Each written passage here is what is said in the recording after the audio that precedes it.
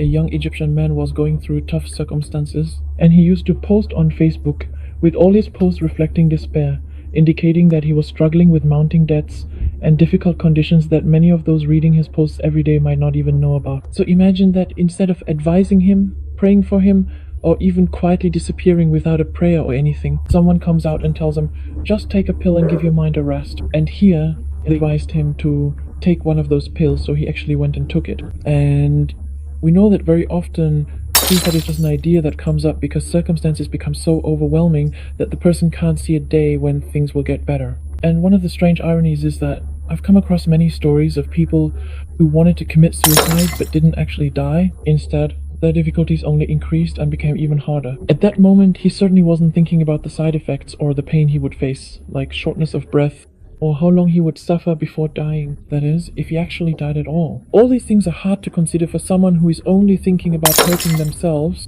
and sees no solution except ending their life. And did that commenter at the time know that his words would reach so deep to the very core? What? A kind word can soothe a heart, heal a soul, or open a door of hope. Because many people have thought about such things. Then years later, they saw that their lives were worth living. And had they gone through with harming themselves, they would have ultimately lost both this world and the next. And Allah the Almighty has said, and of the people is he who worships Allah on an edge. If he is touched by good, he is reassured by it. But if he is struck by trial, he turns on his face. He has lost this world and the hereafter. That is the manifest loss. Regardless of the person who died or the person who advised him, their affair is with Allah. We ask Allah to have mercy on the deceased and to forgive the one who remains, who is perhaps suffering now. But we must ask ourselves, why are we sometimes so careless with our words?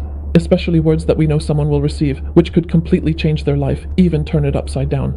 Why is it that we are rewarded for a kind word, for bringing joy, and we are commanded to reconcile between people or to relieve the distress of our brothers? Because in reality, there are those who can't take it anymore, and there are those whose lives depend on a single word. There are indeed many who live with a shattered psyche, and of course this doesn't justify them ending their lives. But what about the one who gives advice but with destructive words that they themselves might not even think twice about? Sometimes silence is better than advice that could end the life of a vulnerable person whose life is already in danger. Simply making a prayer for them might be better than words we'll later regret or find recorded in our book of deeds. The words, just divorce him and be done with it, might seem like a casual phrase to you.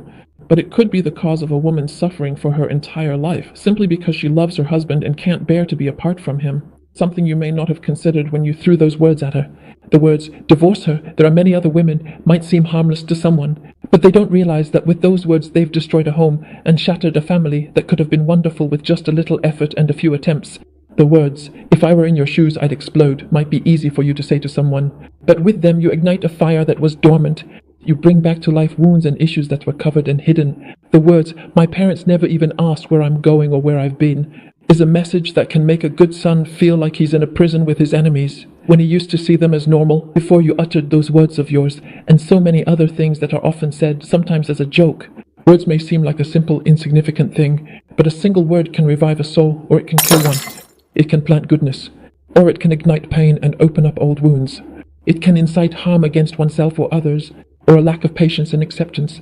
And don't forget, from the moment it leaves your mouth, it is either for you or against you. And remember, he does not utter a single word, but there is a watcher by him, ready.